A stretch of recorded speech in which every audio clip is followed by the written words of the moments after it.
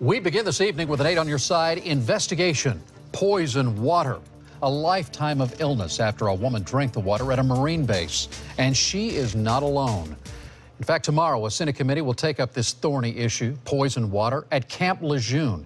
It is an environmental disaster that spans decades and impacts 20,000 former Marines and their families, and this is in Florida alone.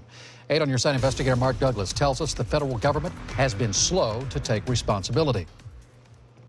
Keith, I don't think the military has had an environmental problem of this magnitude since Agent Orange in Vietnam.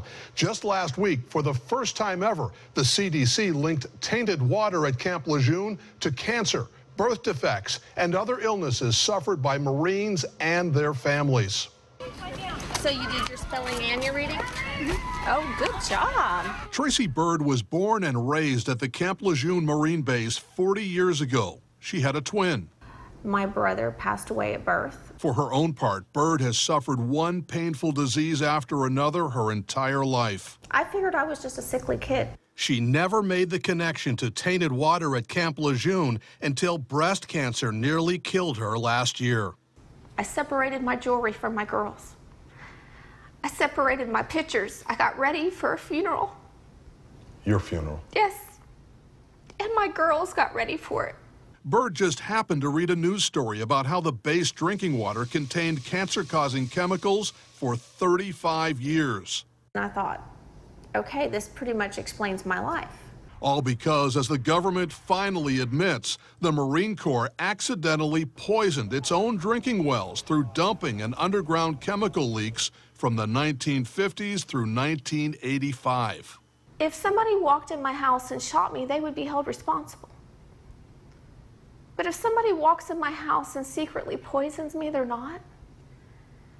How is that fair? While the cancer sapped her strength, medical bills drained her savings. Last year, Byrd and her husband almost lost their home. And if it wouldn't have been for my friends and family and Relay for Life, I would have.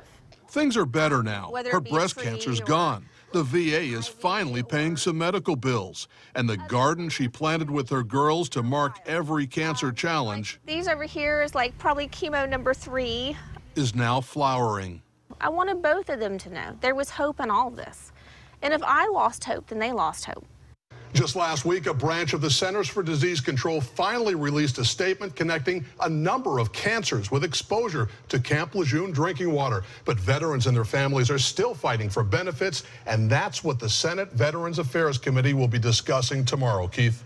Unbelievable. And Mark, you were telling me, Tracey Byrd, she didn't know anything about this until last year. It just makes you wonder how many people might be watching right now or others elsewhere who still don't know and may never know unless something dramatic happens in their lives. I suspect there are dozens of people right in our viewing audience this may be affecting who don't know about this yet. Now, the Marine Corps has kept a tight lid on this for 30 years, but no more. In fact, there's going to be a public hearing, a public forum in Tampa in December, and they hope it will have a packed house there. Oh, well, after seeing this, I think that might be the case. Thank you, Mark.